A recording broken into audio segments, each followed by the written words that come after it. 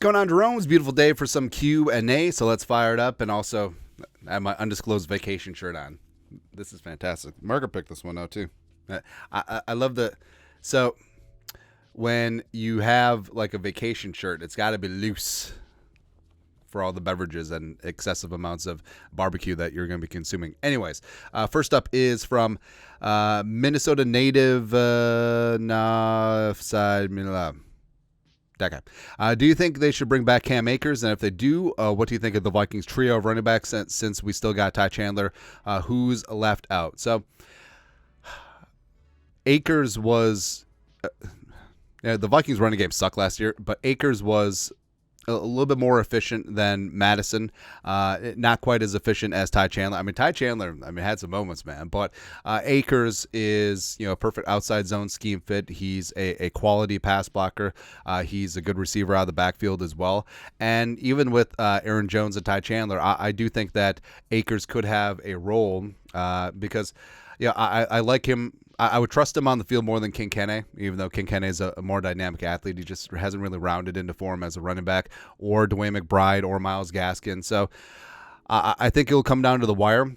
Like, if right before training camp, get Akers in, check out the medicals. If that Achilles is good to go, 1 year, league minimum, some incentives, nothing guaranteed, and then just go from there. And frankly, I think that's probably the best that he's going to be looking at right now. And he's been training at Training House, which is right next to TCO Performance Center Bar and Grill all off season. So obviously Akers, he likes the area and he still sees an opportunity here. So yes, I would take a shot on him. Next, Thomas Rohr. What is the that kind of reminds me of Rook Aurora, the defensive tackle from Clemson that the Falcons massively overdrafted. Anyways, but what is the weakest position on the team right now? Oh, speaking of defensive tackle, how would you address it? So like some of the Vikings, weakest positions, there is depth and there is potential there. And defensive interior is certainly one of those spots where you got Harrison Phillips, who played a career high in snaps last year and led all defensive interiors and tackles last year, which is great.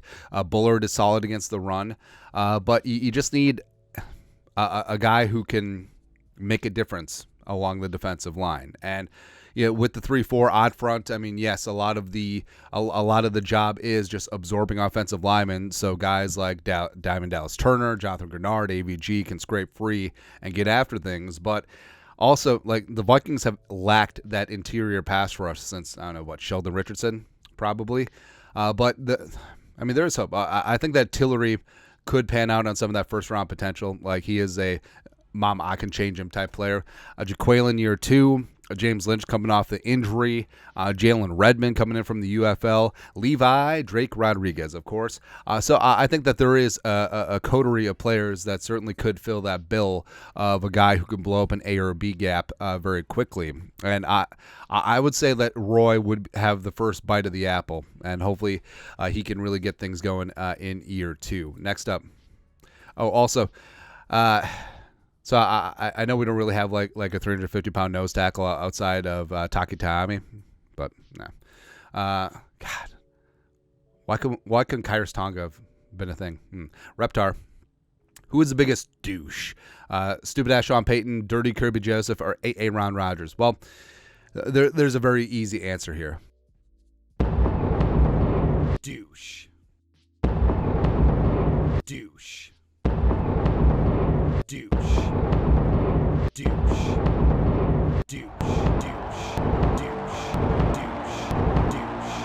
So, of course, stupid-ass Sean Payton is tied to this franchise through his douchedness, through Bountygate, through the Minneapolis Miracle, etc.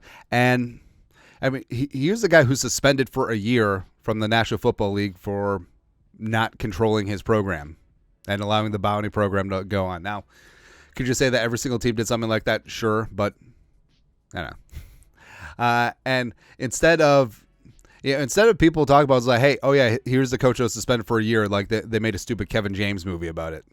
That is skating by and whitewashing a history. It's ridiculous. Yeah, but no, stupid ass Sean Payton is still stupid ass.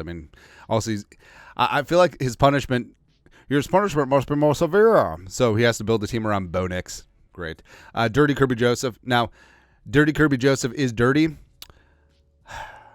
but does that qualify for douche? No, I think it just qualifies for, dirty and being a bit of an a-hole. So, Kirby taking out Higbee and taking out Hawkinson and, but Rodgers, I mean, Rodgers is a douche, but I feel like his douchiness has sort of, well, it's definitely taken a turn. So now he's like ayahuasca and conspiracy theory guy.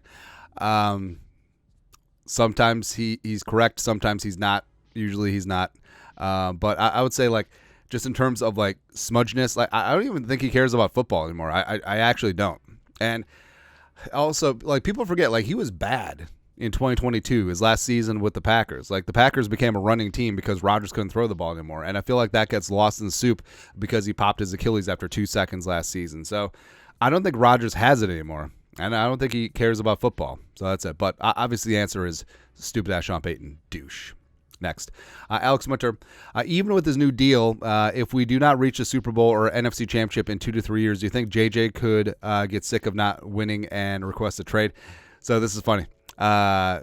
Initially, I thought this question was about J.J. McCarthy. But with Jefferson, I mean, circumstances always change, except the Vikings are built very nicely for the future. You have your quarterback of the future. Kevin O'Connell is one of the up-and-coming offensive minds. He and JJ, Jets, and KOC obviously have a great relationship. Also, Addison, Hawkinson, and Jefferson together form a holy triumvirate. So I don't necessarily see that. And I think that if the Vikings are not knocking on the door of a championship, I think that he'll take that personally. And I think that as in he won't be offended by it, but he'll be like, this is my responsibility. I need to step up my game as opposed to just pointing fingers. And so I think that he really does have like that whole Larry Fitzgerald Jr. mentality. Just like, hey, this is on me. And so I got to step myself up other than pointing fingers at other people. Yeah. So JJ's going to be good to go. Yeah. Lastly, B. Breaker. Is there any mama I can change in players that Kevin O'Connell and Kwesi Adofo-Mensah have fixed? Well, notably, so Jordan Hicks and Byron Murphy. So Murph coming off his rookie deal with Arizona. So there's a lot of questions about his back injury. And the Vikings on his 2-year deal, like they did put a lot of in-game incentives. So they hedged their bets quite well with Murph and his injury. Now, Murph was the Vikings' best corner last year. Fortunately, he had to play an odd position a lot because they lacked depth. But now, playing exclusively in the slot, I think that he will find his groove, and I think that he'll start panning out on that sky-high potential that he had coming out of Washington. And also, like Jordan Hicks, I mean, when Hicks was done with the Cardinals, a lot of people saw him as washed, just like done. But bringing him in as the de facto replacement for Anthony Barr, Hicks played really well for 2 seasons. So respect there. And yeah, there's a couple of other mama I can change him situations that didn't quite work out. Jalen Reagor, Ross Blacklock, etc. But still keep shooting. Because it's low risk, it's pretty high reward. So Tanyan would be one of them this year. Jerry Tillery, former first-round pick on the D-line. Shaq Griffin. I mean, Shaq Griffin was a Pro Bowler and has been sort of lost the last couple seasons, but now he's going to be asked to play press man, which is his bag, so he'll be good to go. So, keep on shooting with the whole mama I can change him experiments, because you don't have to have a high batting average to make it worth the while. So that's it. But your thoughts are thoughts. Q&A. You guys are the best. You know what to do. Skull production value.